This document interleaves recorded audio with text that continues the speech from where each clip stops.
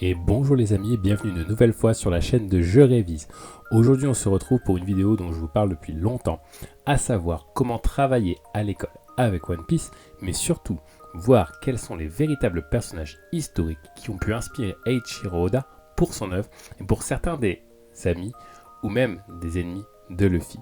Je vous propose donc une petite rétrospective, tout d'abord dans une première partie de cette vidéo, pour voir un petit peu à quel point Eiichiro Oda s'inspire d'éléments historiques réels pour construire son œuvre au fil des années. Et ensuite, dans une deuxième partie un petit peu plus courte, on verra comment on peut exploiter histoire, littérature et écriture grâce à One Piece à l'école. Je vous donne rendez-vous donc tout de suite après le générique pour vous plonger dans le monde de Luffy et ainsi découvrir cet immense monde riche en références historiques en tout genre.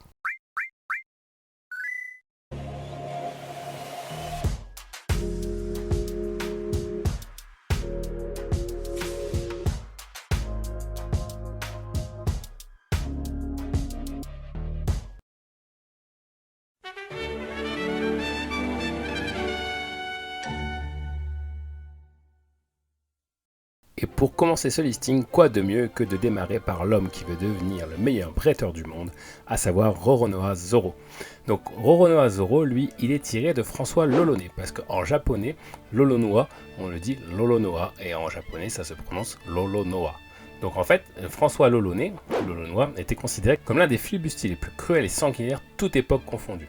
Alors, il est né au Sable d'Olonne, d'où son surnom Lolonois ou Loloné, vers 1630, et il a commis ses principaux actes de piraterie en compagnie de Michel le Basque. Alors, il a fini par faire naufrage en 1669 sur la côte de Darien, au Panama, et il a été capturé apparemment, puis haché, rôti et dévoré par des Indiens cannibales. On passe maintenant à Bellamy la Hyène qui était l'un des premiers adversaires de Luffy avant de monter à Skypiea qui disait que justement les pirates qui avaient des rêves étaient forcément des ratés. Donc Luffy lui a fait une belle démonstration de force pour lui prouver le contraire. Et donc Bellamy la Hyène lui a été inspiré par Samuel Bellamy alias Black Sam qui était plus connu sous le nom de Prince des Pirates. Donc au départ c'était juste un chasseur de trésors et il récupérait des trésors dans les épaves. Puis finalement il a trouvé plus d'épaves et il a décidé d'aller chercher directement les trésors sur les navires qui n'avaient pas coulé avec l'aide de Benjamin Horrington et Olivier Levasseur, la Buse, qui a inspiré lui Goldie Rogers dont j'ai déjà parlé dans une précédente vidéo. On va maintenant passer à l'un de mes supernovas préférés avec l'eau, dont on parlera également plus tard, à savoir Eustace Kidd, lui qui a été inspiré par le pirate William Kidd, qu'on appelait également Captain Kidd, un petit peu comme le surnom de notre cher Eustace dans One Piece. Donc un pirate écossais qui a été mort pendu le 23 mai 1701 à Londres en Angleterre. Alors son histoire va différer un petit peu en fonction des récits, puisque soit il était considéré comme pirate notoire, soit l'homme qui a été le plus diffamé et persécuté par la couronne anglaise. Malgré les légendes, sa carrière a été faite de seulement quelques escarmouches qui l'obligèrent simplement à défendre son honneur contre certains adversaires. On va passer maintenant au pirate agent infiltré de la marine, à savoir Dies Drake. Donc lui, il est inspiré de Sir Francis Drake, qui était un corsaire explorateur et homme politique anglais. C'est quand même le personnage qui a réussi à effectuer le troisième tour du monde entre 1577 et 1580, après celui de Magellan et celui de Garcia. Donc la reine Elisabeth l'a fait chevalier en 1581 et était commandant même en second de la flotte anglaise qui affronta l'invincible armada espagnole en 1588. Il a fini par mourir de dysenterie en janvier 1596 après une attaque avortée à Puerto Rico. Alors de son vivant, ses exploits étaient légendaires aux yeux des Anglais, alors qu'il n'était considéré que comme un pirate par les Espagnols, qui l'avaient surnommé El Dragon. On continue avec les supernovas avec Jewelry Bonny. Elle est inspirée de Anne Bonny, qui était née Anne Cormac et qui était une pirate issue d'une famille irlandaise. Elle a fini par naviguer avec Jack Calico, Rackham et Mary Read, alors que Mary Read, elle, mourut de fièvre en prison en avril 1721. Le destin d'Anne Bonny reste inconnu. Tout ce qu'on sait à propos d'elle provient des légendes et de rares documents officiels. La plupart des informations disponibles au sujet des pirates les plus connus, bien évidemment aujourd'hui, proviennent de différentes publications de cette époque, dont les auteurs étaient bien souvent les pirates eux-mêmes. Et on arrive maintenant à Trafalgar Law. Alors lui, il a différentes inspirations. Donc il est inspiré déjà du pirate Edward Law, qui était aussi connu sous le nom de Ned Law, et qui était un pirate célèbre pour sa cruauté pendant l'âge d'or de la piraterie. Donc lui, son Jolly Roger, c'est un squelette rouge sur fond noir. Donc il est né dans une famille française appauvrie de Paris, et il s'est formé à la construction navale, puis, lassé par cette activité, il décide de prendre la mer à destination de Terre-Neuve. Après s'être emparé de la chaloupe de son patron, il s'assure l'aide de quelques compagnons, ils prennent le large ensemble.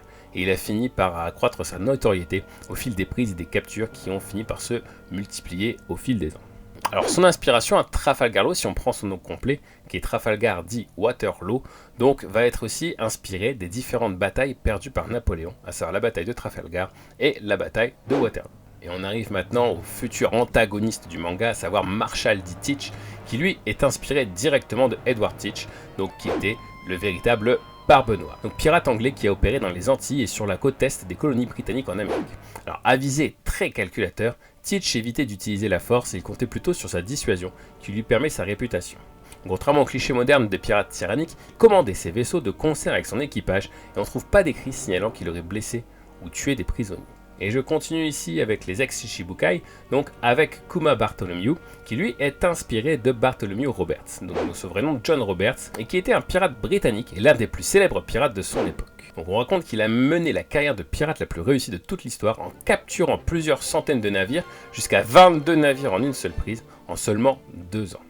On repasse sur nos supernovas, puisqu'ici on va s'intéresser à Scratchman Apu, donc qui est lui inspiré par Chui Apu, un pirate chinois qui est du 19e siècle, qui commandait une flotte de plus de 50 jonques en mer de Chine méridionale. Il était l'un des 2 pirates les plus notoires de la mer de Chine connue à cette époque.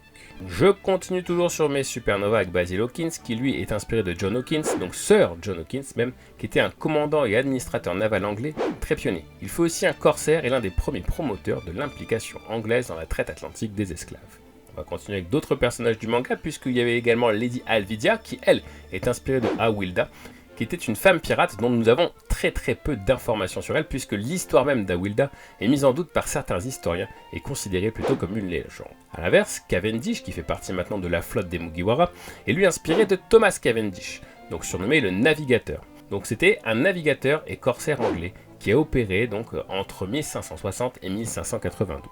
On va repasser rapidement sur l'équipage de Barbe Noire en s'occupant de Lafitte, qui lui est inspiré de Jean Lafitte et qui était un flibustier français qui a écumé le golfe du Mexique au début du 19e siècle. Il a créé son propre royaume, le royaume de Barataria, dans les marais et les bayous près de la Nouvelle-Orléans, afin de contrôler l'embouchure complète du Mississippi après l'achat de la Louisiane en 1803, avec sous ses ordres plus de 1000 hommes. Comment faire cette vidéo sans parler du second de Goldie Rogers, à savoir Silver Riley. Donc lui qui a été inspiré par Sir Walter Raleigh, donc qui est né dans le Devon en 1752 et qui a fini décapité le 29 octobre 1618 à la Tour de Londres. C'était un écrivain, poète et courtisan, officier et explorateur anglais qui a fini malgré tout dans la piraterie. Je repasse sur mes chers amis les supernovas avec Urouge le moine fou, qui lui a été inspiré par Oru Reis, donc qui était un corsaire ottoman, frère aîné du célèbre amiral ottoman Aydin Barberousse. Il était né sur l'île ottomane de Midilli, qui est en fait l'île actuelle de Lesbos. Alors il est mort au combat contre les Espagnols. Il est devenu connu quand il a réussi à transporter et sauver un grand nombre de réfugiés musulmans et juifs d'Espagne en Afrique du Nord. Et je terminerai par l'un de mes personnages préférés, dont un film va lui être normalement consacré très bientôt. Je vais bien évidemment, vous l'avez compris, parler de Shanks le Roux, qui lui a été inspiré par Éric le Rouge. Alors c'était un berserker viking qui a été banni d'Islande pour meurtre, et il est resté dans l'histoire pour avoir fondé la première colonie européenne au Groenland, aventure qui fut narrée bien plus tard dans la saga d'Éric le Rouge.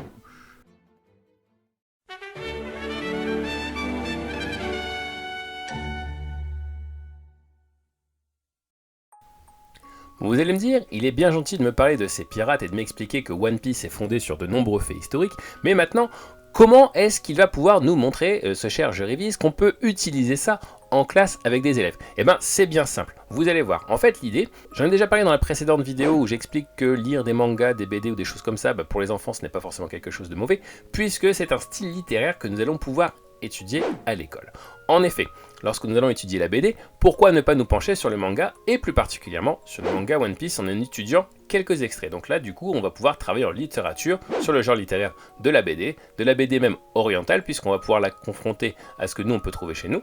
Et donc l'idée, c'est d'essayer de pouvoir traiter cette séquence en littérature en parallèle avec l'histoire et le temps des grandes découvertes et des explorateurs et du commerce triangulaire, puisque nous allons pouvoir à cette époque parler de la piraterie et des pillages de navires. Donc on nous demande beaucoup, nous, dans les programmes, de travailler la transversalité des matières. Là, on est en plein dedans. Vous allez pouvoir travailler donc l'étude de la langue, la littérature, la production d'écrits et l'histoire. Donc l'idée, ça va être de mêler, en fait, ici, les inspirations pirates avec la littérature de One Piece. Alors, qu'est-ce qu'on va pouvoir faire? Eh ben, on va citer quelques pirates célèbres du manga et on va demander aux élèves de faire des recherches documentaires afin de construire un exposé, un petit peu comme j'ai pu le faire pour la présentation succincte bien évidemment des différents pirates dans les vidéos d'avant. Mais on va sélectionner quelques personnages, on va mettre les élèves par groupe et on va leur demander de faire des recherches. Puis une fois revenus en classe, Par exemple, l'élève qui aura eu le groupe de Shanks le Roux devra nous faire un exposé sur Éric le Rouge et faire les parallèles, donc et nous expliquer un petit peu la vie de ce pirate. Alors bien évidemment, je prends l'exemple de Shanks le Roux, mais après si on veut vraiment continuer de parler sur les grandes explorations, les grandes découvertes, on va cibler précisément sur les époques que l'on veut traiter. Et donc, en parallèle de notre séquence en littérature, on va construire notre BD de One Piece et on va travailler là-dessus. Eh bien, on va pouvoir, nous en plus, derrière, construire notre petit bestiaire, entre guillemets, des pirates célèbres qui ont inspiré Eiichiro Oda pour son manga. Et pourquoi pas, après, en art visuel, faire un programme supplémentaire où on va faire un mix des différentes images qu'on aura trouvées entre le pirate réalisé par Eiichiro Oda, entre les visions qu'on aura pu trouver des différentes images via les recherches documentaires sur internet, que ce soit à l'école, donc bien évidemment avec les plateformes adaptées pour les recherches sur internet à l'école, ou à la maison dans le cadre des recherches bien évidemment avec les parents, pour ne pas tomber sur des contenus qui pourraient choquer ou heurter la sensibilité des plus jeunes. On va pouvoir construire notre propre représentation des pirates, et donc là on va même pouvoir rajouter un travail en art visuel.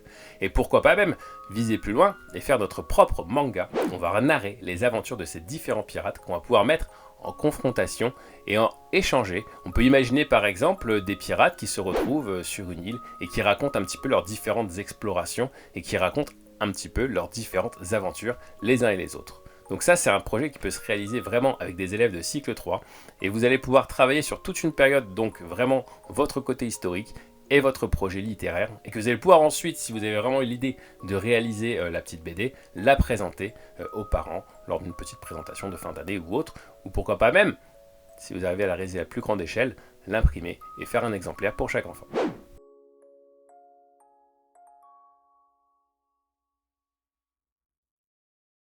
Et voilà les amis, c'est déjà la fin de cette vidéo. J'espère que j'aurai pu vous apprendre un tas de choses sur One Piece et vous montrer que même avec du manga, on peut travailler de manière efficace et super intelligente et surtout très riche pour les élèves à l'école. Si j'ai réussi à vous convaincre, n'hésitez pas à me laisser votre avis dans les commentaires, ou si vous trouvez au contraire que ce n'est pas le cas, votre avis compte aussi et je serai ravi de débattre avec vous et d'échanger. De plus, si vous avez d'autres anecdotes sur d'autres pirates présents dans l'œuvre, n'hésitez pas non plus à me laisser un petit mot dans l'espace dédié en dessous, je me ferai un plaisir de vous répondre. Si ça vous a plu, n'hésitez pas non plus à liker et partager un maximum cette vidéo sur les réseaux et autour de vous, n'hésitez pas à en parler. Si vous êtes également un petit nouveau de passage sur la chaîne, n'hésitez pas à rejoindre la grande famille de Je Révise et à vous abonner, je serai ravi de vous compter parmi la communauté.